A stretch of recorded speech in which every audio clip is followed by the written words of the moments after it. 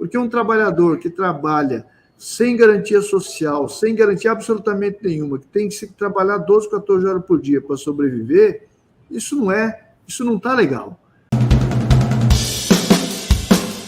Agora, como ampliar os trabalhadores CLT? Tem alguma medida nesse sentido para incentivar? Porque hoje a gente vê um crescimento, né, de pessoas na informalidade ou PJs. Tem alguma proposta nesse sentido? O Ministério do Trabalho vai trabalhar essa questão do empreendedorismo também, Marinho? Sim, nós temos a Secretaria de Economia Solidária, dirigida pelo companheiro Gilberto Carvalho, que a ideia é fomentar o debate, né, do fortalecimento da economia solidária, do empreendedorismo, das cooperativas, as várias modalidades cooperadas, de solidariedade, enfim. Passa por um debate super importante sobre esse debate do aspecto político. Se você quer algum debate de solidariedade, de visão social, passa por aqui. Mas não é a lógica do chamado empreendedorismo que os neoliberais adoram falar tanto, que é a lógica de induzir o cidadão que ele é um empreendedor, um motorista de aplicativo. Será que ele é um empreendedor ou será que ele está quase sendo escravizado pela plataforma que ele aderiu? Então, esse é um debate conceitual muito importante.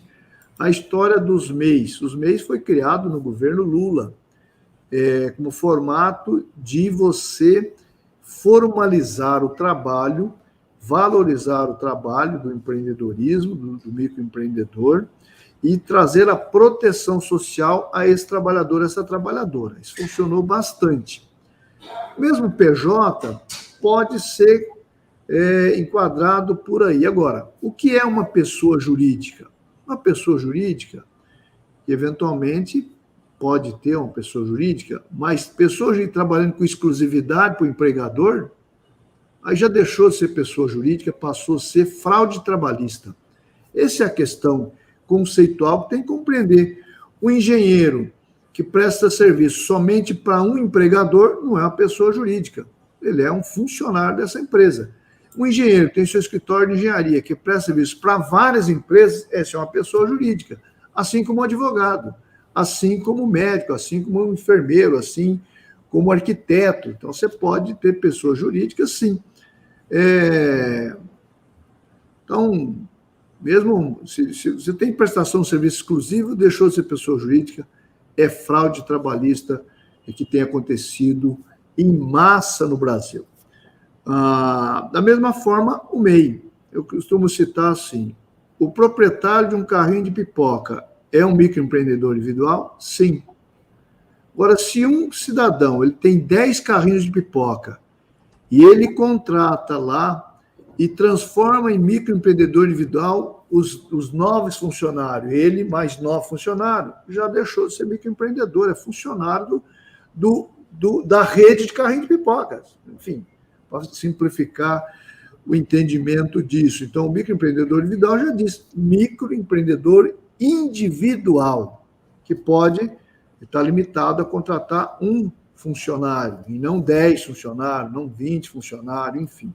Agora, o que está acontecendo muito é muita fraude por aí, porque você tem gente aí pegando um microempreendedor individual e colocando trabalhar como funcionário, com um único chefe, com um único patrão, enfim. Aí é fraude trabalhista. Então, essas coisas têm que ser fiscalizadas e têm que ser renegociada, repactuada, para fortalecer, sim, o empreendedorismo. É muito importante fortalecer o empreendedorismo, mas ele tem que ser real e não com uma burla da legislação trabalhista. Marinho, o Ministério tem um planejamento, um plano para as diferentes necessidades das regiões brasileiras? Porque a gente percebe hoje que o mundo do trabalho no Centro-Oeste é diferente, por exemplo, do mundo do trabalho nas grandes capitais, como São Paulo e Rio de Janeiro. Você falou, por exemplo, da questão do Uber aqui. E no Centro-Oeste, da uberização, que a gente chama de uberização, né, que estão todo esse pessoal dos aplicativos. E no Centro-Oeste você tem a questão, por exemplo, do avanço, né, da automatização sobre os postos de trabalho. É uma outra necessidade. No Nordeste, a questão do turismo. No Sul, enfim, a gente tem modelos de cooperativas bem-sucedidos e tem modelos mais exploratórios. Vocês estão planejando uma ação que leve em consideração essas particularidades regionais, ministro? Com certeza, você tem que considerar as peculiaridades das atividades, das regiões. Agora, tem uma coisa que, vou citar, Rovai, agora estava ministro do Trabalho aqui no governo Lula, e não sei se pode ter sido 2006, aconteceu uma ação no Mato Grosso. A nossa força-tarefa de combate ao trabalho escravo recebeu denúncia de uma fazenda. Ao adentrar a fazenda para fiscalizar, não avisou, mas lógico que não pode avisar. Você vai avisar, como diz o outro, você não faz show galinha para pegar galinha, você joga milho tal e pega. Você não vai falar show galinha que ela vai correr de você. Portanto, você não pode avisar que vai fazer uma operação de combate ao trabalho escravo, combate ao trabalho infantil, numa carvoaria, por exemplo, enfim. E nessa fazenda aconteceu, o fazendeiro era bem relacionado e acionou a polícia militar chegou atirando nos auditores e na proteção dos auditores, que eram agentes da Polícia Federal. Houve ali a troca de tiro, tal, para se autoprotegerem, manter distância, vocês sabem como funciona isso.